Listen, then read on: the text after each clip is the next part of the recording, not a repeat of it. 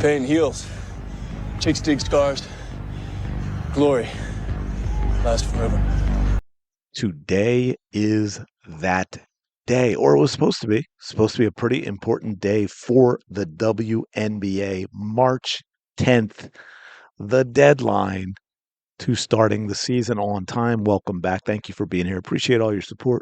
Hope you're having a fantastic day. Shout out to the 19. Now, look, let's be real. This is a soft deadline. Okay. This is a soft deadline. I know the league today, it's got to be March 10th.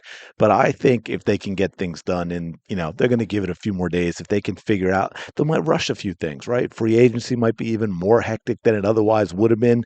But I believe if they can get a deal done in the next week, they will do their best to make sure they get an entire season. But at this point, the deadline is basically come and gone. We have no deal. There's no agreement between the WNBA and the Players Union. No finalized CBA. Just more meetings. Yes, technically, negotiations are still happening. Both sides scheduled to be meeting today in person, by the way. Something like Caitlin Clark mentioned and Brianna Stewart echoed as well. And some other players started grumbling and rumbling about the lack of meetings and the lack of information for them and the lack of urgency. Players Union and WNBA. But let's be honest here. When you're staring at a deadline and the best update we have is, hey, don't worry, they're having a meeting. Kind of gives don't worry, be happy vibes. The one with the smiley face t-shirt that is the bullet hole in the forehead. Not exactly inspiring. So here's where things stand. We've got the WNBA, the WNPA. They've exchanged proposals over the last few days, gone back and forth. Like I think the union handed one out Friday. The league came back one with Saturday. And here's what's really interesting about that. Nobody leaked anything. We don't have any numbers. And that is absolutely wild when you're talking about something like this. But we don't have any insiders tweeting like, hey, sources say the players have changed and want XYZ, and sources say the owners have countered and they're offering this, this and that, ABC, whatever it is, but nothing. Right now, just crickets, lepers even, which means everyone is basically waiting for the outcome of this in-person meeting that is supposedly happening today, which raises a pretty obvious question. One we've probably asked before, what exactly or why exactly did it take until now to do this? Right? This isn't the 1980s. We've got Zoom, we've got FaceTime, we've got a million different alternatives to get people in a room, albeit virtual, and sit down and actually hammer this stuff out face to face, like Caitlin talked about. Sit down, look each other in the eye, come up with your proposals, your arguments, your counter proposals, and get something done. But no, the big breakthrough movement with the WNBA is, hey, okay, everyone, let's finally meet 2 months before the start of the season. Fantastic plan. Look, this WNBA season right now, scheduled to tip off May 8th. March 8th, a couple days ago. That's what, 59 days away, I think, something like that. So even if they magically reach an agreement today, tons of stuff that has to happen. The deal, of course, has to be ratified. The whole lawyers are going to have to go through, that whole deal, and that can take weeks. Then we're going to have an expansion draft with 2 new teams. And that, of course, comes after teams protect their players, which will be impacted by the CBA because, as I said before, it's going to be interesting to see how the whole free agency thing works in terms of the draft with the expansion teams. Because if they're all the whole league, other than rookies, basically, are free agents. So expansion teams, I don't know how they guarantee to fulfill a roster when they're going to be forced to draft a bunch of free agents. I don't know how the free agents feel about getting drafted and not being able to sign elsewhere. So that's something not talked about a lot that has to be hammered out. And then once that's done, we have to have the free agency period with the entire league being free agents. That's going to be interesting. And then the draft, April 13th. And then the training, I believe training camps will start April 19th. So, I mean, no pressure or anything. Y'all just take your time. It's not the most important time in the history of the WNBA. It's just the entire league calendar hanging in the balance, the future hanging in the balance. And we have had players themselves starting to say a lot of what us as fans have been thinking a while. We've had multiple stars, including Caitlin Clark, Brianna Stewart, who backed up Caitlin Clark, which I think was huge, Paige Beckers, Kelsey Plum, have all in their own way publicly questioned their own union, by the way, as well, as to why negotiations have not been more urgent and more aggressive up to this point. Basically saying, why hasn't this been a continuous process? Sorry. Progress too, right? We need progress.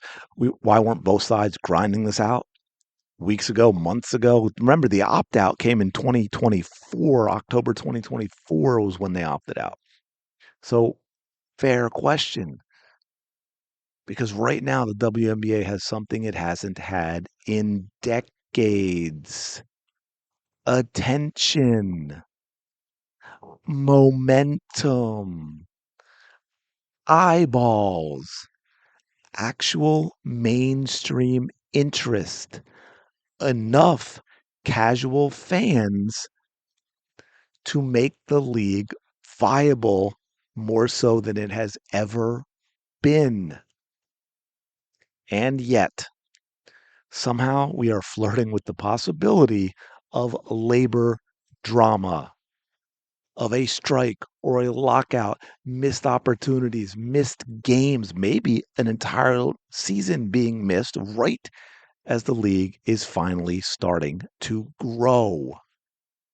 Amazing timing. And by amazing timing, of course, I mean absolutely stupid. And there is the elephant in the room. And no, I'm not talking about Cardi B. A strike, right? Technically, that option is sitting right there on the table. Technically, it's already been authorized in a vote by the players for their leadership to say, "Hey, yeah, we're striking." But now, even players within the union are seeming a little hesitant about going that route. Kelsey Plum is one who has openly said a strike would probably hurt both sides. I think it was Brianna Stewart who, made the comment about how, yeah, the revenue share is great. We're going to get revenue share, but you know what? There's no share if there's no revenue, and there's no revenue if we're not playing. Right? It makes sense. Yeah. I mean, come on. If the season gets delayed, everybody loses money. Everybody loses, and they don't just lose this season. This could have serious, long-term, permanent, detrimental impact on the entire league and its future growth. Right? Now, and let's face it, that matters, right? This is all about the Benjamins. If you ain't getting paid, you ain't getting paid, right? To go back to the whole revenue share thing. You certainly aren't getting paid in full like Eric B. and Raheem. That's just not going to happen. The league loses revenue, teams lose revenue, players lose revenue, sponsors get nervous, and fans. Well, fans just get annoyed.